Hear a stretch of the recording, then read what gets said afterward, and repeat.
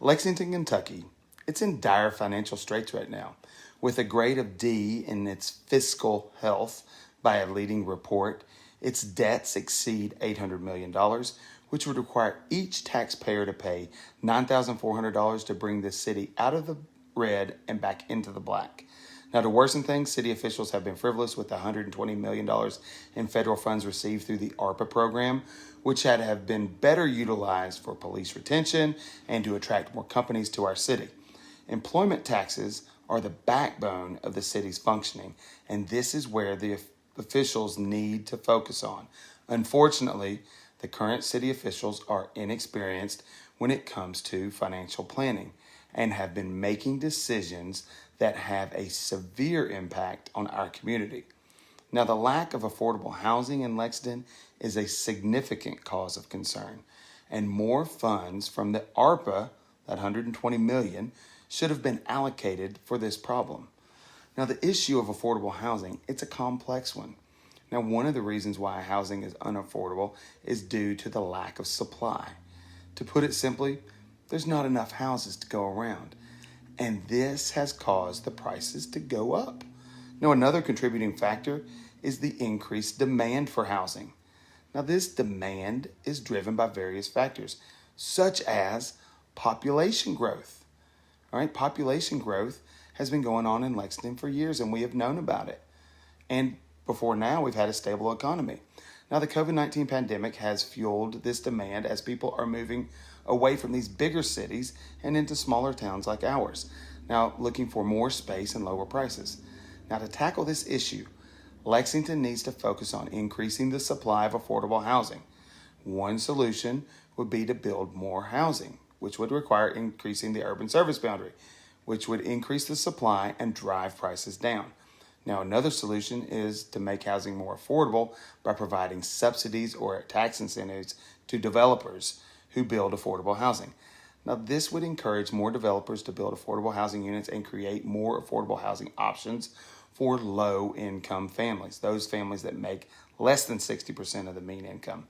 Now, the lack of affordable housing is not only a social issue, it also has a great economic impact.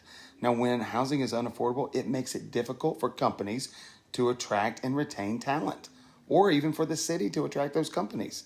Now, this in turn makes it difficult for companies to grow and create jobs. This is where the city officials need to focus on bringing more companies to Lexington. Now, the employment taxes generated by these companies is crucial to the functioning of our city. These taxes fund the city's services, such as public safety. It funds the council. It funds our infrastructure. The current city council officials, they have not been wise with the federal funds that they received.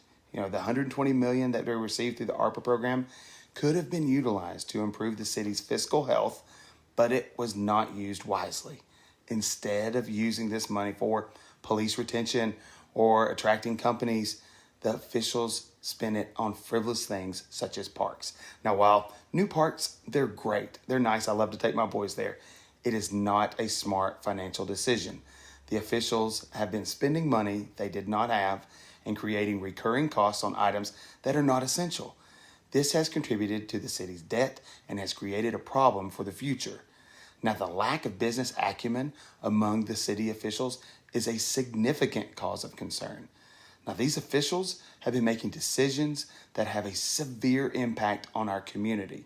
Now, without having any background in financial planning, what can we expect? It is essential to have experienced officials who can maintain a budget of nearly $500 million. Now, the officials need to realize that they have a problem and they need to acknowledge it now. They need to focus on finding solutions to the problem instead of patting themselves on the back for their achievements and giving themselves awards at every single council meeting. The city officials need to take immediate action to improve this situation. One solution, like I said, is to open up that urban service boundary outbound Richmond Road for high-density residential development with mixed-use commercial real estate. This move could help make housing more affordable in and around Fayette County. The city also needs to allocate more land outbound Winchester Road to be developed near the two brand new multi-million-dollar hospitals that are going in out there. The city needs to do everything possible to attract more companies to Lexington with jobs that pay.